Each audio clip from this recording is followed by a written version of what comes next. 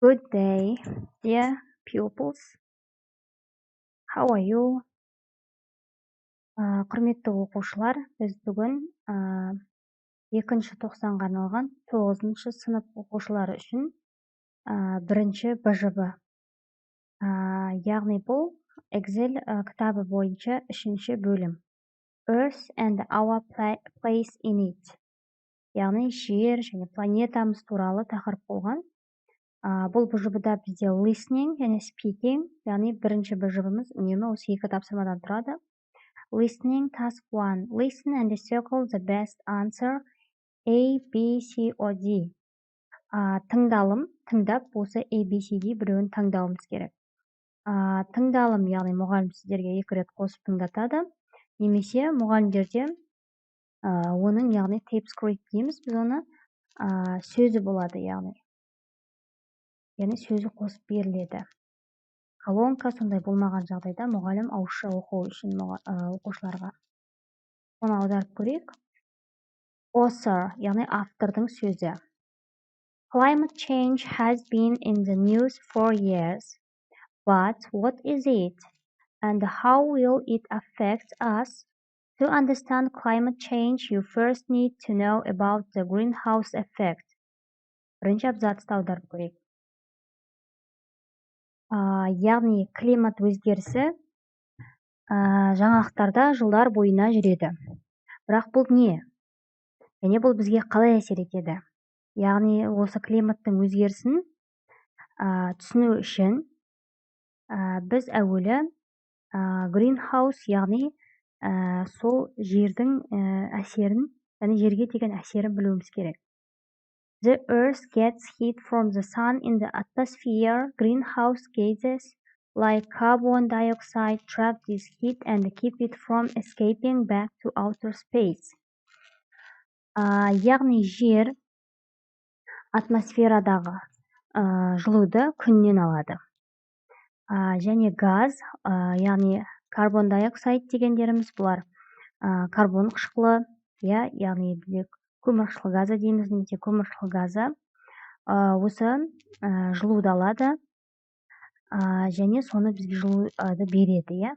Trapping some heat in the atmosphere is a good thing because it keeps the planet warm enough for us to live.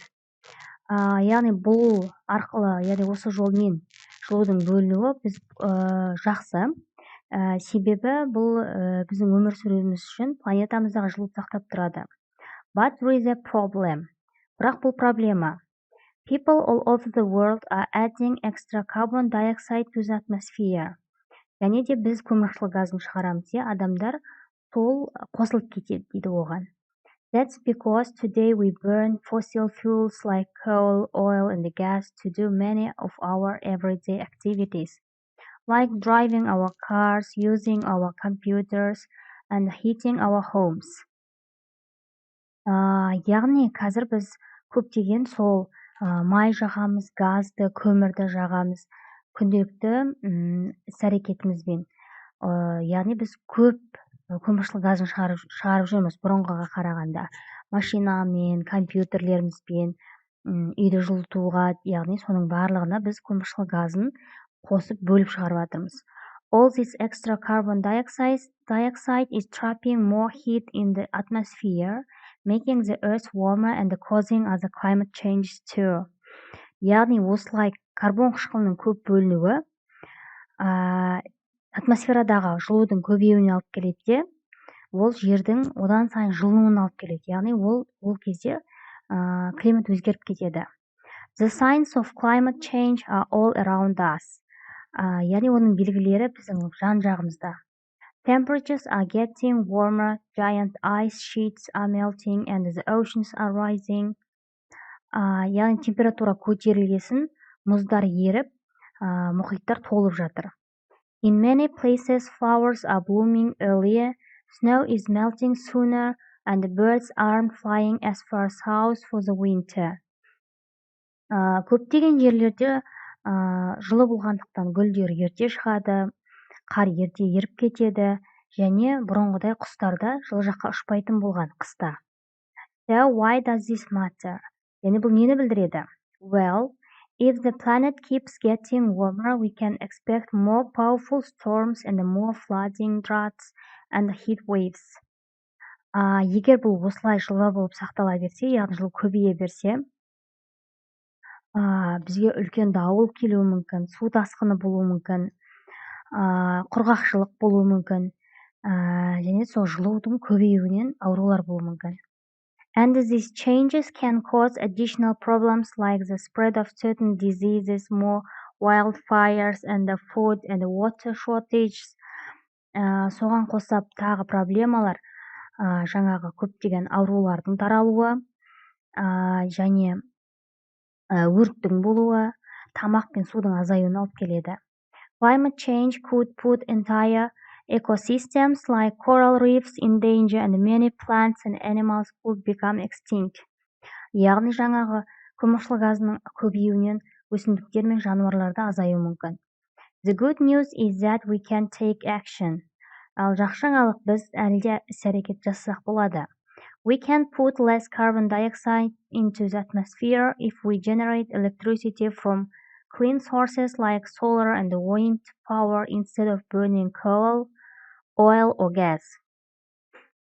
Біз бұл көмірсутек газын, яғни атмосферадағы азайтуымызға болады. Не арқылы? Яғни біз дұрыс нәрселерді қолдану арқылы электр энергиясын бөліп шығарамыз. Яғни олар күн жүйесін, желді қолдану арқылы. Яғни біз ол кезде ешқандай ешнәрсе жақпаймыз. We can also drive less, use public transportation and choose cars that go further using less gas. Және де біз машинаны азырақ қолданып, көп, яғни транспортқа мінсек, сол кезде азаяр еді. And you can do your part. Яғни сен де өз үлесіңді қоса аласың. Reduce your energy use by turning off the lights, the computer and TV when you are not using them. And walk or ride your bike to work or school. Біз не істей аламыз? Яғни жарықтарды үнемдеу арқылы, компьютерді, телевизорды көрмей жатқан кезде өшіріп қойып, және жұмысқа, мектепке велосипедпен барып, жаяу баруға болады. By making smart choices and working together, we can make a difference. Яғни біз дұрыс таңдау және бірге жұмыс атқару арқылы көптеген өзгерістер әкеле аламыз дейді.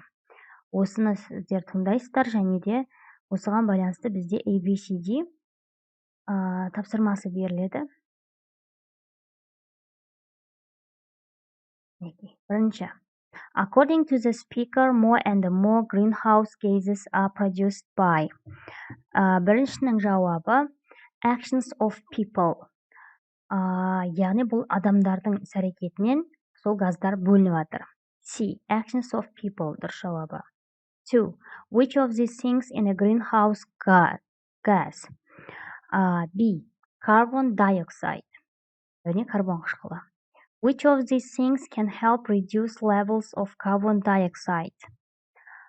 3C. Using public transport. Яғни біз ортақ транспортты қолдану арқылы азайта аламыз деп айттық, иә? Which of these predictions about climate change does the speaker make? B. If planet gets warmer, then we can expect more floods. Яғни жылынса бізде көптеген су тасқыны болады. 5. If the planet continues to heat up, expect to experience more extreme weather. C. Then we can expect. Яғни бізде не күтеді? Яғни сол ауа райының өзгеруіне алып келеді.